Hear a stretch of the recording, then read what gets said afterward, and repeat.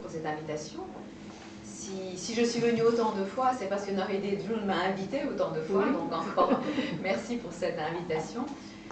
En effet, il y a quelques années, j'avais donné ici même une conférence sur la tradition de Leylio Majnoun en poésie persane, et j'avais beaucoup insisté bien sûr à l'époque sur l'œuvre de Nezami, puisque c'est celle qui a rendu célèbre cette histoire de Leylio Majnoun et qui a permis toute la tradition de la poésie autour de la légende de Leylio Majnoun en littérature persane, mais aussi plus tard en littérature turque, ottomane, en littérature indienne aussi, puisqu'il y a des Leylio Majnoun qui ont été composés à l'époque indienne. Et c'est vrai que la célébrité de Majnoun dans le monde musulman doit beaucoup à l'œuvre de Nezami. C'est la raison pour laquelle, la dernière fois que j'en ai parlé, j'ai beaucoup insisté dessus. Alors vous allez me dire, pourquoi entre-temps, j'ai passé 4 ans à traduire le Leylio Majnoun de Jahmi et non pas celui de Nezami, alors que celui de Nezami est tellement important? Eh bien, parce que précisément en traduisant l'œuvre de Jahmi, ça permet aussi de parler de Nezami. Alors que quand on traduit l'œuvre de Nezami, comme elle a été composée avant Jahmi, au fond, il manque quelque chose. Jahmi vraiment englobe toute la tradition. Et comme on vous l'a dit tout à l'heure, Jahmi est né au XVe siècle, en fait il est né en 1414 et il est mort en 1492, on peut dire aussi que d'une certaine façon, comme il clôt ce qu'on appelle la grande époque de la littérature classique persane, comme il est le dernier grand classique, il est le dernier grand classique, après lui il y a des poètes classiques qui sont excellents aussi, mais disons que voilà, il est celui qui a composé dans tous les genres de la littérature persane, et il est le dernier. Et il est aussi celui qui va, en quelque sorte, compiler tout ce qui s'est passé avant lui. Il va écrire aussi bien de la poésie lyrique que par exemple, une œuvre qui s'appelle le Bahorestan, et qui est une imitation du Golestan de Saadi. Bon, évidemment, ça n'atteint pas la splendeur de Saadi, mais c'est quand même très intéressant parce qu'il a mis dedans tout ce qu'il a médité autour de l'œuvre de Saadi. C'est celui qui va composer aussi des grands masnavis, dont les masnavis, c'est des grands romans vers, dont certains sont donc directement inspirés des grands romans vers de Nezami, qu'il admirait par-dessus tout, qu'il cite en fait au début de son œuvre et à la fin, en lui rendant hommage et en précisant bien que, effectivement, sa source d'inspiration, c'est Nezami. Et donc voilà, donc c'était intéressant de traduire Jahmi parce que Jahmi, dans l'œuvre de Jahmi, bruissent toutes les œuvres qui l'ont précédé, y compris donc la poésie arabe, du Majnoun arabe en fait, qui est évidemment à l'origine de la légende, y compris la légende arabe de Majnoun telle qu'elle est racontée par un Iranien en arabe au Xe siècle, à savoir donc par Esforani, par un homme qui s'appelle Esforani, et qui a écrit un livre absolument incroyable, qui est le livre des chants, hein, Al-Kitab al-Arani. Pardon pour cela, mais enfin il a écrit en arabe. Au Xe siècle, beaucoup d'auteurs persans en fait écrivent en arabe. Et donc dans ce livre des chants, il va raconter toutes les histoires des grands poètes arabes et des légendes qui accompagnent cette poésie arabe déjà très bien constituée au Xe siècle. Et donc Jahmi a lu tout cela. Jahmi est parfaitement bilingue, il connaît toute la littérature persane, arabe et turque d'ailleurs de son époque, parce qu'il connaissait aussi le turc, en tout cas suffisamment pour corriger les traductions en turc qui vont être faites de son vivant, en particulier de son Leylio Majnoun, par le vizir, l'homme super puissant de Hérat, qui était son ami intime, Mir Ali Shir Navoï. Donc Jahmi se promène entre au moins 3 langues, et il va écrire dans 2 langues, donc en arabe pour les traités. Il a même produit une grammaire de la langue arabe, donc c'est vous dire à quel point il était fort. Ses professeurs étaient tout à fait éblouis de sa connaissance de la grammaire arabe. Mais il va aussi écrire d'ailleurs une grammaire, disons un exposé de la manière dont il faut écrire le persan littéraire. Donc parmi les œuvres qui vous ont été citées, plus de 80 œuvres de Jahmi, il y a aussi des traités de grammaire, des traités de poésie, des œuvres morales, des commentaires mystiques, etc. Et Jahmi va décider finalement vers la fin de sa vie de composer aussi des grands masnavis, donc des grands romans en vers, qui sont peut-être ces œuvres, je dirais que on peut considérer ces derniers masnavis, surtout, parce qu'il en avait composé quelques-uns dans sa jeunesse, en tout cas ces derniers masnavis qui sont des masnavis amoureux, on peut les considérer comme son testament spirituel et poétique.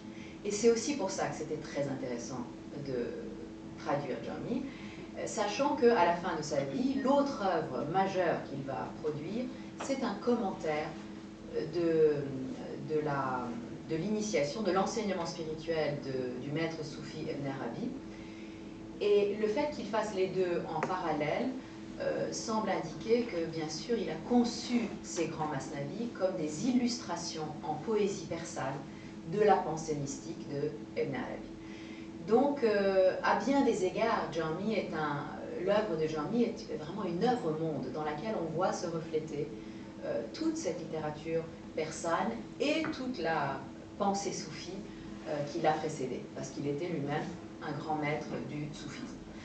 Et d'ailleurs, dans son Layli wa Majnoun, les deux traditions vont se joindre, c'est-à-dire la tradition du soufisme, dont il a été lui-même un disciple puis un maître, bien qu'il ait toujours refusé le nom de maître, qu'il ait toujours refusé de faire un enseignement comme le fait un maître, car il ne se considérait pas digne d'être un maître.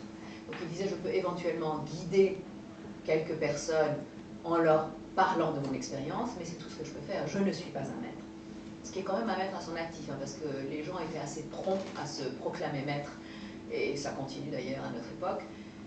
Beaucoup de maîtres qui se disent maîtres feraient mieux de suivre l'exemple de Jami et avoir l'humilité de ne pas se donner, en tout cas à eux-mêmes, ce titre. Mais bon, ça, je ferme la parenthèse, je ne nommerai évidemment personne. En tout cas, il était une référence à son époque, et son œuvre va être le reflet de toute cette expérience personnelle, et qu'il va essayer donc de mettre sous forme de narration. Et je dois dire que du point de vue narratif, ces années de proximité avec Jami, puisque j'étudie quand même son œuvre depuis très longtemps, en particulier son Layli wa Majnoun, mais aussi son Youssef Ozoleikha, qui est son autre grand masnavi amoureux. Et donc, on voit bien que Jami, il est animé par un très grand génie narratif. Il a vraiment une imagination narrative qui est rare en fait dans l'histoire de la littérature classique.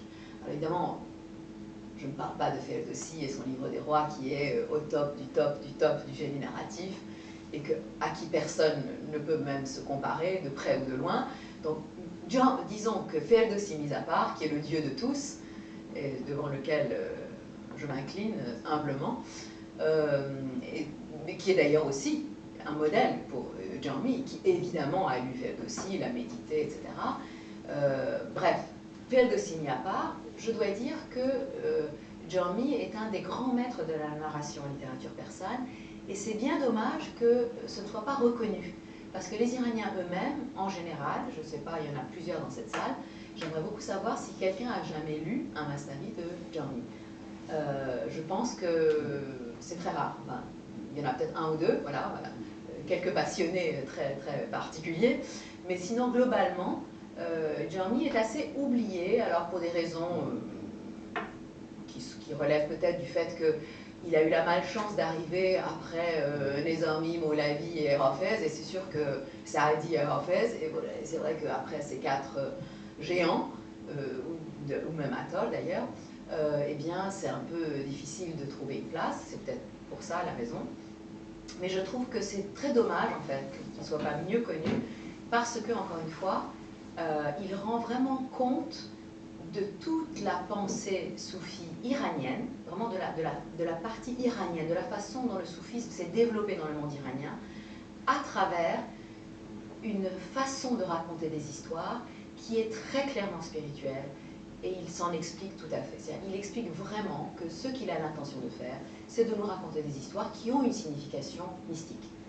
Donc, son projet est clair.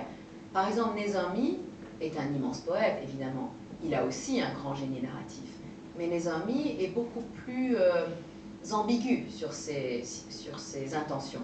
Et donc, on peut à juste titre considérer que Nizami n'est pas préoccupé uniquement par la question mystique quand il écrit ses grands romans.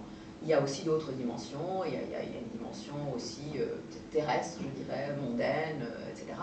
Une dimension politique aussi, puisqu'il y a beaucoup chez Nizami, il y a vraiment le conseil au prince est très important, alors que chez Jami, vraiment l'écriture de Masnavi est au service d'une initiation mystique. Et voilà, donc c'est très intéressant d'étudier son œuvre en la commentant dans ce sens-là et en montrant en quoi finalement il se ressaisit en fait d'une tradition narrative.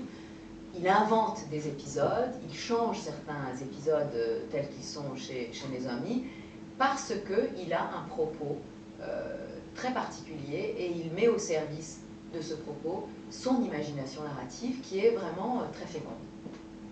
Alors, peut-être avant d'entrer plus avant dans l'œuvre de Jami elle-même, je vais vous dire quand même quelques mots. Alors, je l'ai déjà fait dans une autre conférence et je l'ai fait beaucoup aussi dans les notes et dans les commentaires que j'ai fait de l'œuvre et dans l'introduction. Mais juste en quelques mots, vous dire qu'effectivement, quelle est l'histoire de Leylio Majnoun si on doit la résumer. D'abord et avant tout, si pour commencer à la résumer, il faut vous dire que ce n'est pas Leili Majnoun. Au départ, c'est Majnoun Leila. En arabe, Leila, c'est Leila, elle ne s'appelle pas encore Leili. Et en arabe, c'est surtout, avant tout, un corpus de poésie lyrique, de poésie amoureuse magnifique, qui sont considérés comme parmi vraiment les modèles de la poésie amoureuse arabe, hein, le modèle indépassable de la poésie arabe. Et à partir donc de ces poèmes